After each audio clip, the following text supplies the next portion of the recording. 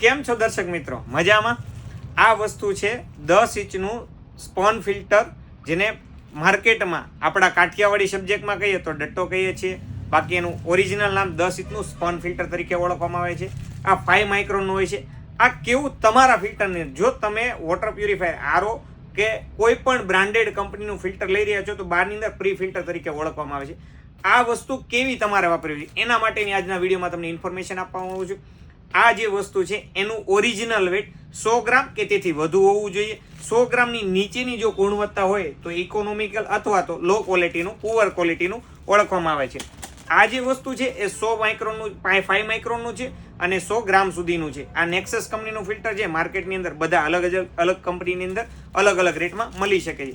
તો આવી રીતના આવી સ્ટાન્ડર્ડ ગુણવત્તાવાળા સ્પોન ફિલ્ટર તમારા ફિલ્ટરમાં જો તમે યુઝ કરશો તો તમારા ફિલ્ટરની લાઈફ વધી શકે છે. Thank you. મળીશું નવા વિડીયોની અંદર.